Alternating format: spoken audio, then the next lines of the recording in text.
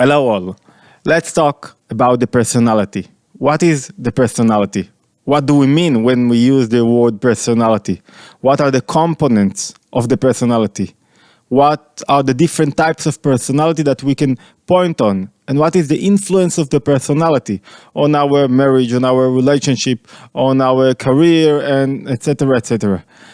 All of this, of course, from the point of view of Jewish psychology, and I mean, when I say Jewish psychology, I mean all the Jewish literature, but especially the Kabbalistic and Hasidic literature.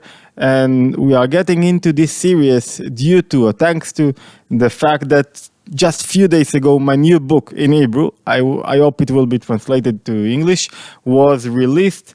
It's called Breaking the Boundaries of the Personality. It's my 11th book and the foundations of Jewish psychology. And it was published by the biggest publishing house in Israel, Yediot Achronot.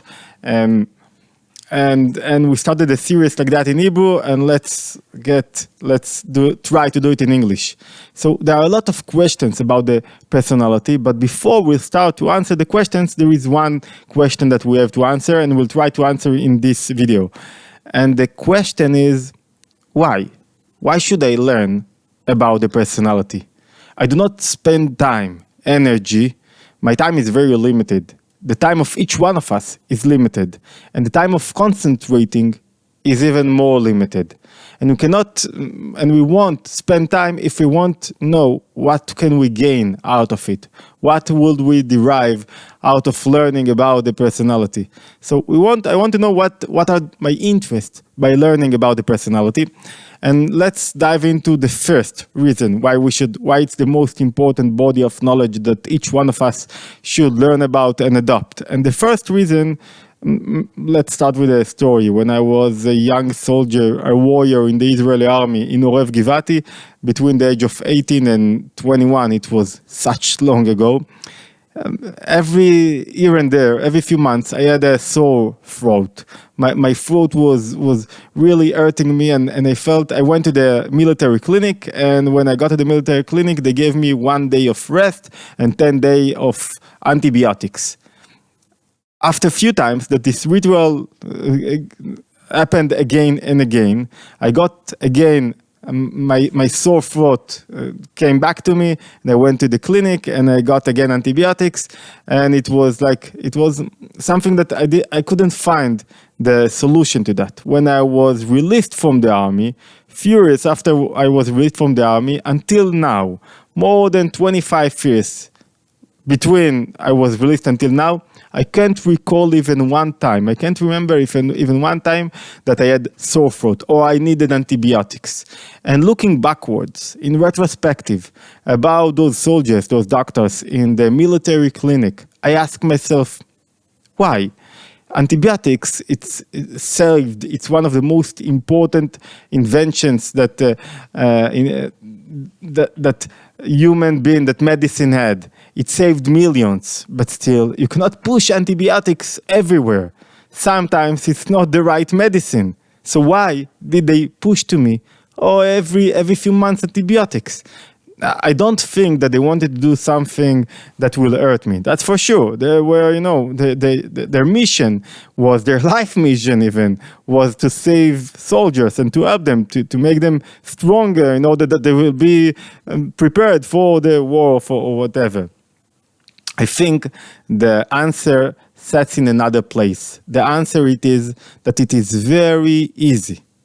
It's save the effort to give you a pill in order to explain to you how much it's important not to eat undesirable food that is food that will make you non-healthy, junk food. What's the junk food does to you? How obesity we didn't suffer from obesity because we were soldiers and we ran all day and we were in a good shape because we were warriors, but still, at the age of 18, when you eat undesirable food, you can overcome it. When at the age of 45, it becomes a problem. So it's easier to give you a pill to overcome stress, to overcome anxiety, to overcome diabetes, to overcome ADHD, to overcome all the problems that we have, instead of what? Instead of teach you how to learn and how to control yourself and to choose what to eat, what is right to you and what is not right to you, what kind of foods, what is the right nutrition, what is nutritional medicine that will help you overcome undesirable diseases, and what is the effect of smoking and eating junk food in every opportunity that you have in the tank or outside of it. So when you use the short way is what? It's a bit, you can understand this phenomenon in our society. It's a bit like the way our society became so much legalized, or the legalization is spreading everywhere in the American society and the Israeli society. Why? Why we adopt so much the legalization and the judicial system? Because when it's hard to me to be patient, to understand my friend, to see other point of view, to be reflex, when it's hard to me, I go and I don't give trust in the other side. I go straight ahead to the legalization system. What does it mean? That it's easier to go to a lawyer than to be kind, than to work on yourself, than to try to understand different points of view, than to try to understand the interests of your friend, of your fellow friends, of your neighbor. What's the result? The result is that it's, maybe let me rephrase it. How should I want to see my doctor? I would like to see my doctor as one that does not do a separation between conventional medicine and natural medicine. I want him to understand what is the natural medicine place and to teach me, not to scare me when I was 18, not to scare me, not to tell me, if you will eat like that, you will suffer like that. No, I wished he could tell me, what should I eat? And give me all the information and let me decide by myself, so I will know the effect of what I am eating on me. But they didn't. Why? Because they adopted the easy way. And there is no solution until the systems will be able until the doctors or the medical system will be able to combine between the natural medicine and the conventional medicine or therapy. I have to be my own doctor. Nobody could be my doctor. I should be my own doctor, and that means that I should develop understanding about what is right for me and what is not right for me, and to choose my own way, and to understand the way I should go. And Maimonides says, remember what we ask. We ask, why should I learn about the personality? And Maimonides says that the doctor that wants to know how to make people, how to make them not ill but healthy, he should know everything about the body, about the way, the anatomy of the body, about all the organs of the body, how they treat them, how they treat, how are your limbs, and to know the inner sides of the body, the effect, the flow of the body. Doctor that does not know the anatomy of the body will not know how to cure you. The same is said about mental doctor, mental physiotherapist. He should know also the organs of the soul. He should know also what he should know, the anatomy of the soul. And in his words, I wrote the Maimonides is saying like that: thou knowest that the improvement of the moral qualities is not this one. I thought I brought it. This one. He said like that: to fix the improvement of the moral qualities is brought about by the healing of the soul. To heal your soul is healing your emotions. That's Maimonides. What Maimonides says, one of the most important sages of the Jewish literature, and he says like that: therefore, just as the physician who handovers to cure the human body must have a perfect knowledge of the human body, in its entirety and its individual parts, just as he must know what causes sickness, that it may be avoided and must also be acquainted with the means by which a patient may be cured. So, likewise, he who tries to cure the soul, wishing to improve the moral qualities, and it's not more like something external, it's more like something internal. It's like the way your inner soul is being manifest itself in the body, must have knowledge of the soul in its totality and its parts, must know how to prevent it from becoming diseased. What's the real food? What's the nutrition that the soul needs? If you must know this is what I'm saying, not Maimonides. If you must know what is the right food for you, what is the right nutrition that you must consume, you should also know what is the right mental food, what is the food of the soul that you should consume, and how to maintain it in itself. So what do we say? We say that diseases, diabetes, blood pressure, it's not a destiny. It's not determined. You can change it by what you eat, the way you think, the way you do sport. It's very important. You have control on your body. The same is concerning the mental health. Depression, anxiety, melancholy, jealousy, stress, tendency to victimization, self-accusation, whatever you will point on as undesirable emotions, it's not destiny. It's not like somebody you have to be in this place. You can change it by knowing why it happened. How can you control it? How you can change it?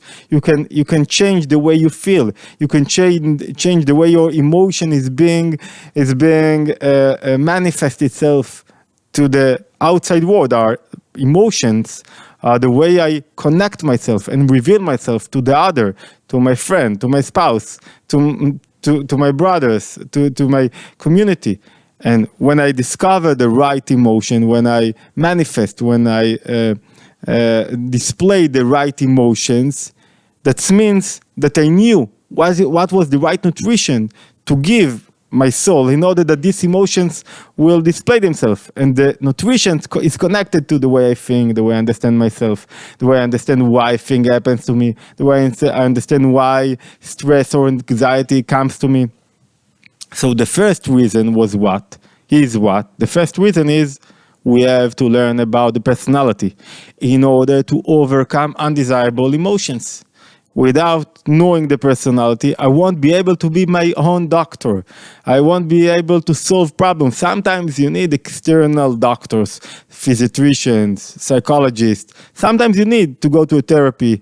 But if it's a clinical point that you reach to. But most of the time, I should work on myself. I should make the change by myself. That's why it's very important to learn all about the personality. Why I act like that, why I feel like that, where the emotions come from. Secondly, and this is the second reason why we should learn about the personality, why it's so important a mission in our life, and to read the book in Hebrew, of course. And in English, I hope it will be translated. As I said, the second reason, I do not keep on my health. I do not do sports, run. I do not pay attention to why I eat only only in order to be healthy. Healthy, it's not the purpose. Healthy, it's the results. It's the result. It's what I want. It's what I need in order to achieve something else. What I really want to achieve. Maimonides said that in another great quote of him. Let's read it. He who follows the medical directions, but sets his heart merely, his heart and his intention, merely to keep his body and limbs healthy, this is not the right way. Such is not the good way. Why? Because the purpose is not being healthy. And this is the Jewish philosopher that started writing about the Jewish law, codex of law, started writing about when he started writing about the Miyad HaChazaka, its most monumental book about the Jewish law, started writing about what he wrote about how to be healthy and what to eat and how to feel. What are the right emotions? How do you discover right emotions and postpone and learn how to overcome undesirable emotions?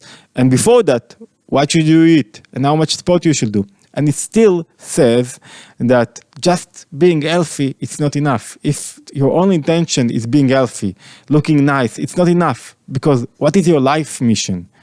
Our life mission is to discover our inner traits and our inner attributes, our powers. And if you do not discover your powers, and if you do not push yourself forward, you do not gain what you were created for. So being healthy, I need to be healthy in order to give lectures. If I won't be healthy, I won't have enough power. So being healthy, it's just on the way. It's something I need in order to achieve something else, to achieve my life purpose. So I'm running not in order that I will be healthy. Yes, I'm running to be healthy, but I need this healthy body in order to achieve something else.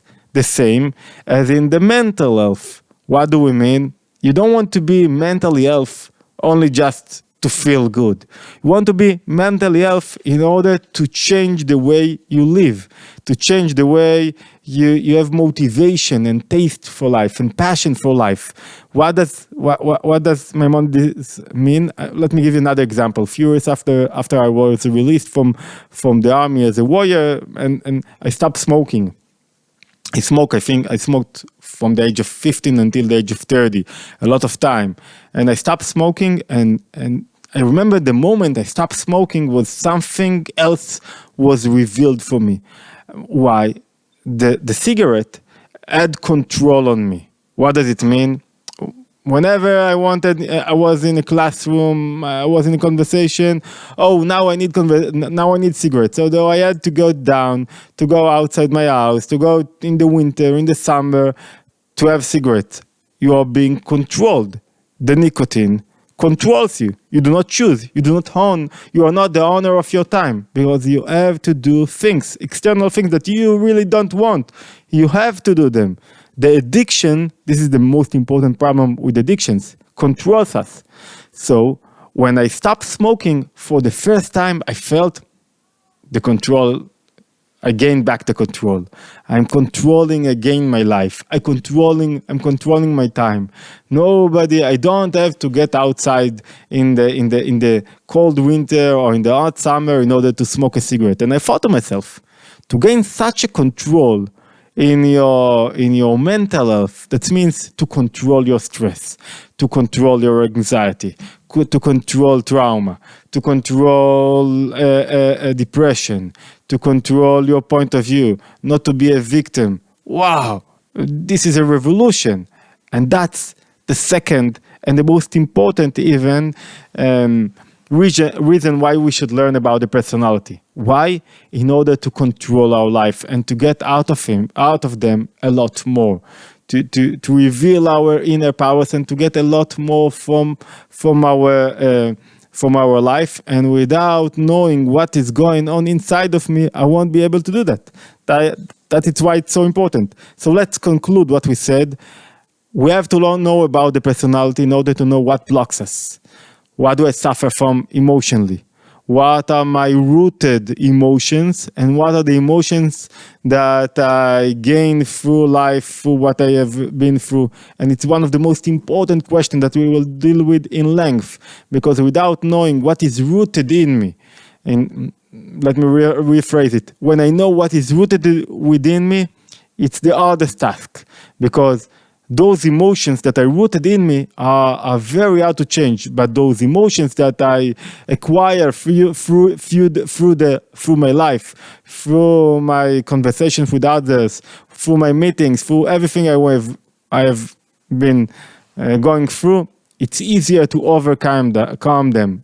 Example, if I don't have a rooted tendency to anxiety, it will be easier for me to overcome anxiety if I was with a few friends that always talk about what will happen if, and they are infusing anxiety into their life. It will be easier for me. Why? Because this emotion is not rooted in my soul. It's not one of the most strong and element in my personality.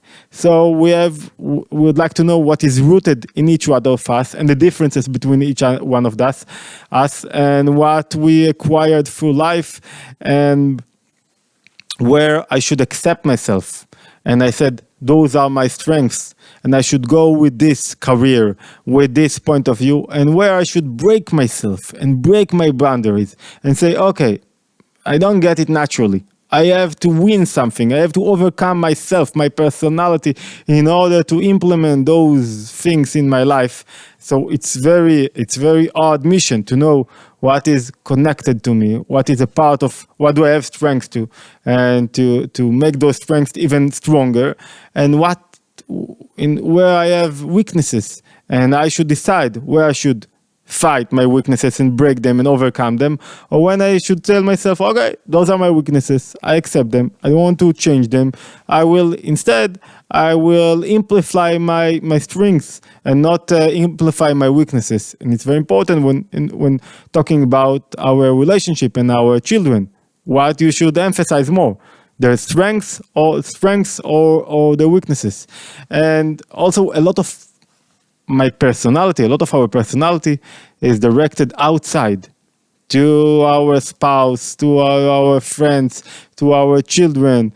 And with knowing our personality, we will be able to know the personality of the one that talks with us. And knowing his personality will help us to achieve better relationships. That means, think about it, if your husband is suffering from is always upset and criticizing everything, if you will know it's a part of his personality and it's his own inner battle, it will be easier for you to to understand it and not to think it's against you, it's something personal, it's criticizing you, even though it's hard. But it will be easier to overcome that and understand it is his problem and he has to face that. And I will just conclude that the book that I wrote is concluding a work of 3 years. We started at the beginning, even before the beginning of the Corona. It's a conclusion. It's my 11th book about Jewish psychology, but this one I think is the most mature and very, very. I don't want to say something too good because the others were also good, but this one I think is very precise. But I want to give credit to all those who learned with me, those hundreds that we learned together in Hebrew, and we got into all the sources in the Jewish literature that talked about the personality, and we will share here in our talks and talked about the personality and understand the personality. And every question, every time that somebody asks something, help us to understand better the personality. So you're more than welcome to join us with this mission. I hope we will continue with it until we'll finish the whole series about the personality. Our next talk will be about what is the personality. How can we define the personality and what kind of traits or powers it includes? And you are more than welcome first to ask questions and to add remarks and to share, and most important, to subscribe. Without your subscription, it's an experiment to do this in English. I hope my English will improve through the time. The more I work on it, the more it will improve. So you are more than welcome to join us to this experiment and to help it be successful. Thank you very much, and see you in the next meditation, Jewish meditation. Thanks.